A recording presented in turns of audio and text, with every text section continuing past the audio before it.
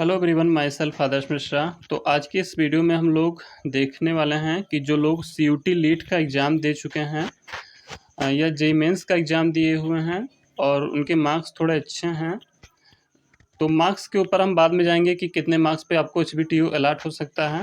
लेकिन आज की इस वीडियो में हम लोग ये देखेंगे कि एचबीटीयू का कानपुर को जो लोग टारगेट कर रहे हैं उनके लिए ये कॉलेज कितना बेहतर हो सकता है और यहाँ के जो एलुमनाइज है, जो यहाँ के स्टूडेंट्स रह चुके हैं, जो पढ़ के निकले हुए हैं, वो किन किन पोजीशन पे आज हैं या फिर रह चुके हैं किन किन पोजीशंस पे। ठीक है, और बहुत लोग अच्छे बड़ी कंपनीज़ में हैं, एमएनसीज़ में हैं, और कुछ लोग मैनेजिंग डायरेक्टर हैं, सीईओ हैं, फाउंडर हैं, और कुछ लोग अपना खुद का स्टार्टअप कर चुके हैं। तो ऐसे कुछ थोड़े बहुत हम लोग देख सकते हैं। यहाँ पे लिस्ट हमने निकाला हुआ है। सबसे पहले बात कर लेते हैं दिनेश अग्रवाल की। दिनेश अग्रवाल सीएस बैकग्राउंड से थे और 1990 की बात है, और ये थे ये फाउंडर एंड सीईओ हैं इस समय इंडिया मार्ट के। ठीक है, अनिल के खंडवाल हैं, केमिकल इंजीनियरिंग से इन्होंने एचबीटीयू में पढ़ाई की थी और ये सीएमडी बैंक ऑफ बड़ौदा में और केपीएमजी में एडवाइज़र रह चुके हैं। ठीक है, अलक पांडे सर को तो आप लोग जानते ही होंगे, ये हैं फाउंडर हैं फिजिक्स वाला के। ठीक, अरविंद सिंह साहनी हैं, ये हैं इंडियन ऑयल कॉरपोरेट लिमिटेड के चेयरमैन। तो काफ़ी बिग पोजीशन पे और काफ़ी रिप्यूटेड पोजीशंस पे एचबीटीयू कानपुर के जो एलुमनाइज हैं वो इस समय हैं। अच्छा, आपको इससे फ़ायदा क्या हो सकता है? बाय द वे, यदि आपको इन बड़ी कंपनीज़ को टारगेट करना हो आगे, अपने आप पढ़ाई करेंगे, तो जैसे कि आप लोग जानते हैं कि फिजिक्स वाला का जो अलक पांडे सर का जो कंपनी है फिजिक्स वाला, यहाँ भी सॉफ्टवेयर इंजीनियर की ज़रूरत पड़ेगी, या फिर जो भी मतलब आप जिस भी ब्रांच को चूज करते हैं, इलेक्ट्रॉनिक्स की ब्रांच को चूज करेंगे, सिविल चूज करेंगे, इलेक्ट्रॉनिक्स चूज करेंगे, जो भी चूज करेंगे आप, इलेक्ट्रिकल या मैकेनिकल, जो भी आप चूज करेंगे, तो सबका अपना अपना रोल होता है। अगर जो आप जैसे फिजिक्स वाला को इन द फ्यूचर टारगेट कर रहे हैं, तो यदि आप जाएंगे इस कंपनी में और आप ये बताएंगे कि हम एचबीटीयू कानपुर के बैकग्राउंड से हमारा रहा है और एचबीटीयू कानपुर से हमने पढ़ाई की है, तो आपको यहाँ पे वेटेज मिलता है। ठीक है, और जैसे कि आप जानते हैं कि बहुत से टीचर्स हैं जो कि फिजिक्स वाला की हम बात कर रहे हैं, तो मतलब यहाँ एचबीटीयू कानपुर से पढ़ाई किए हुए हैं, तो काफ़ी वेटेज मिल जाता है आपको। एक तरीके से रेफरल समझ लो मिल जाता है, जब वहाँ के जो फाउंडर हैं खुद ही एचबीटीयू कानपुर से पढ़ चुके हैं, तो आपको काफ़ी ये लोग वेटेज देते हैं कि हाँ भाई, हमको लेना चाहिए, अपने कॉलेज के स्टूडेंट्स हैं तो इनको लेना चाहिए हमें, तो ये वेटेज मिल जाता है। अच्छा, इंटरव्यूअर हो गए।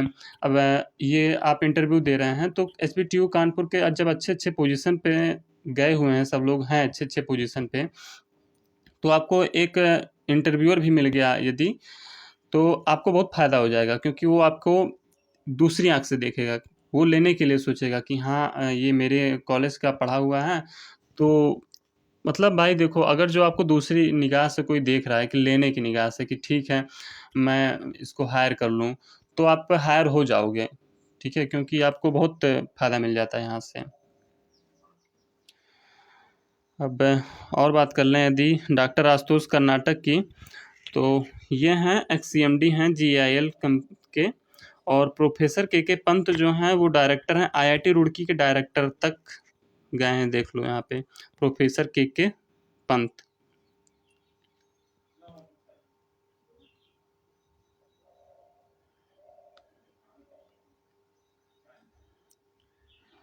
ओंकार सिंह की बात करते हैं। ठीक, तो ओंकार सिंह आईआईटी रुड़की के डायरेक्टर हैं और काफ़ी देखो अच्छे पोजीशन पे गए हुए हैं।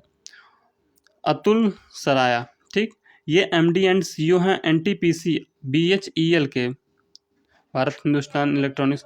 तो मतलब बहुत बड़े बड़े कंपनी के, देखो बहुत अच्छी अच्छी कंपनी के, रेप्यूटेड कंपनी के ये लोग CEO हैं, कोई MD है, मैनेजिंग डायरेक्टर है। ठीक, अवनीश गुप्ता को देखो यहाँ से, अवनीश गुप्ता जो हैं वो ग्लोबल लाइसेंसिंग डायरेक्टर हैं सेल दुबई में। ठीक, आलोक वर्मा, आलोक वर्मा क्या हैं, MD हैं एशिया पैसिफिक होल्डर टॉपसिक हैं। Rajeev Goyal VP Asian Paints के, सॉरी एसी, हाँ एसी पेंट्स में हैं।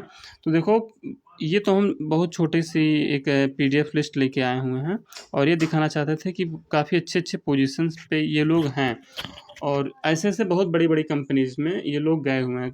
देखो अब अगर जो बात की जाए CS बैकग्राउंड से, तो CS बैकग्राउंड में आप देखेंगे अमेजॉन में काफ़ी स्टूडेंट्स प्लेड हैं, माइक्रोसॉफ्ट में हैं, गूगल में हैं।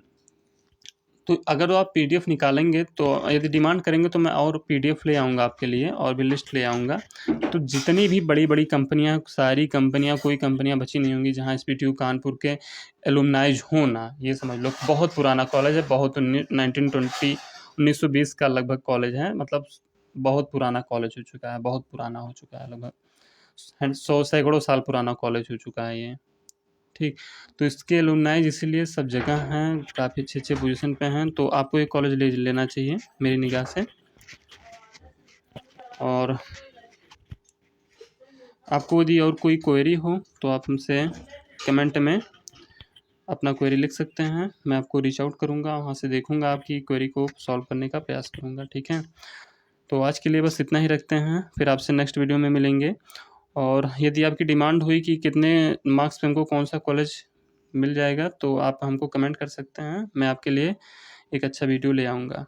ठीक है, लेकिन SPTU कानपुर की बात की जाए तो CUT लीट की बात यदि करेंगे हम लोग, CUT लीट की,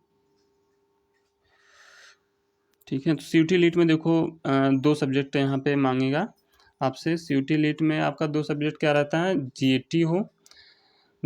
GET हो और कंप्यूटर साइंस हो। ठीक है, तो इन 2 सब्जेक्ट में यदि आपका मार्क्स जो है इंक्लूड होता है, जुड़ता है, तो यदि इन दोनों में आप अच्छा परफॉर्मेंस लाए हुए हैं, किए हैं, तो आपको ये कॉलेज मिल सकता है। आप कितना आपको मार्क्स चाहिए तो ये कैटेगरी वाइज वेरी कर सकता है। जैसे जनरल की बात करें, जनरल की बात करेंगे तो ये जो है आपका पहुँचेगा लगभग 2 सब्जेक्ट मिला के, यदि आप 270 280 आप मार्क्स ला रहे हैं जनरल में, लगभग 300 के आसपास, तो आपको 300 ला रहे हैं तो बहुत बेहतर है। और 300 नहीं ला रहे हैं, अगर जो 260 है, 270 है, तभी आपको ये कॉलेज अलाट हो सकता है। ठीक है, तो आप ट्राई ज़रूर करिए, रजिस्ट्रेशन ज़रूर करिए। 300 है तो वेल एंड गुड, आपको मिल जाएगा, लेकिन अगर आपको 270 है, 260 है, तभी आपको बिल्कुल ट्राई करना चाहिए। जनरल कैटेगरी की बात कर रहा हूँ। EWS में ऐसे ही आप घटा दीजिए, लगभग 260 270 आपको यदि मार्क्स हैं तो आप बिल्कुल निसंकोच ट्राई करिए, आपको बिल्कुल मिल सकता है आपको ये कॉलेज। देखो एग्जैक्ट डेटा तो कोई देता नहीं है, और एग्जैक्ट डेटा तभी आ सकता है जब आपका काउंसलिंग हो के कॉलेज अलाट हो जाए। ठीक है, लेकिन एक गेस होता है, तो वही गेस के हिसाब से जितना पिछले साल जैसे कि गया हुआ है, जितना कट ऑफ, तो उसी के हिसाब से हम लोग बताते हैं।